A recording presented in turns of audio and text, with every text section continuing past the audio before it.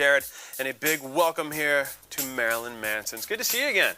Good to see you. It's been a while, man. It's been about 2-3 years. 2-3 years. Yeah. And now we got this brand spanking new record, Eat Me, Drink Me. Yep. Which is very cool. You're Thank gonna you. get it. You're gonna love it. Now, you were quoted saying that 2004, that your greatest hit album, Lest We Forget, was your farewell. So does that make Eat Me, Drink Me your comeback? At the point when I did that, I was prepared to stop music. And I realize now, looking back, because I can only analyze myself in a psychiatric sort of way, by seeing that I was at a real loss of identity, and I started putting all my effort into, writing a script about Lewis Carroll. Right. And I see that Alice in Wonderland, now I know, wasn't just a fascination. That's a story about identity. She gets small, she gets big. And I think I was really going through that process. So yeah, I was either becoming the character or I already was the character. And I would have started making my film if it wouldn't have been for making this record.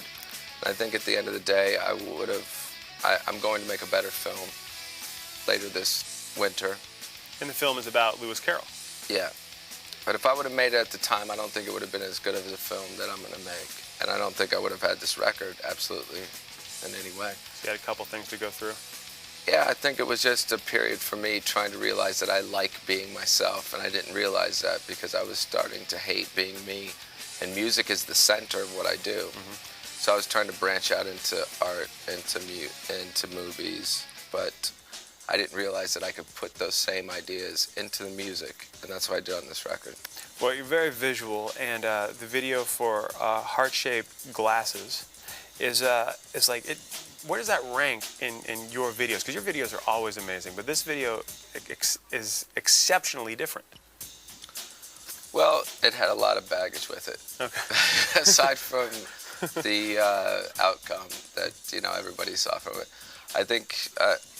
The record label said it was the most infamous video in the history of the label that was never seen. And it didn't really have to be seen.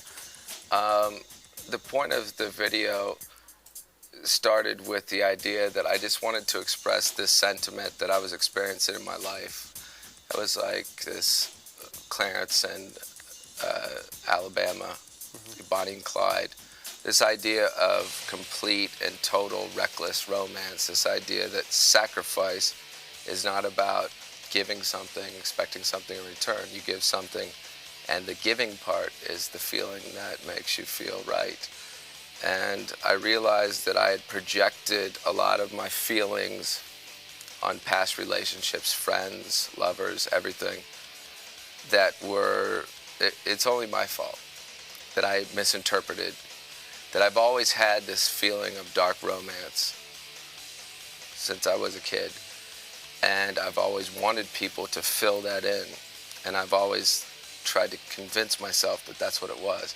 But it wasn't until I made this record that I realized that that wasn't the case. And I had to make a lot of changes in my life. I changed people that were my friends. I changed a big relationship. I changed a lot of things. And now I feel like I can be me, and I don't have to be ashamed about being me, and I can just do what I want. You really thought you were ashamed of being you? Marilyn Manson was ashamed of being Marilyn Manson? Well, I got convinced into that because whether it was someone convincing me or me feeling like I was convinced, because someone can't make you feel something. You feel something. Right. It's your fault.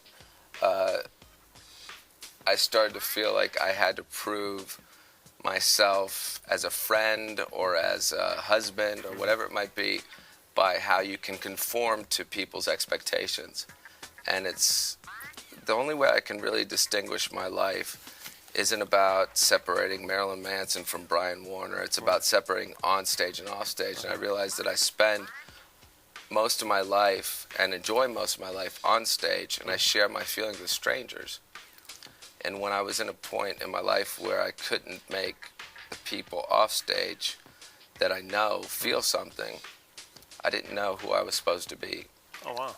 So it wasn't until I could write one song, and it was the song Just a Car Crash Away on my new record, that I was able to feel like, oh, I can make somebody feel something. So I felt something because I had no feelings. I felt completely empty.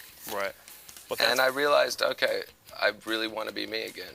That's and cool. I realized something was wrong and I had to change everything. That's cool that you're sharing that with everybody. We're going to talk a lot more about that with Manson here. So hang tight, and we're going to catch up more right after these.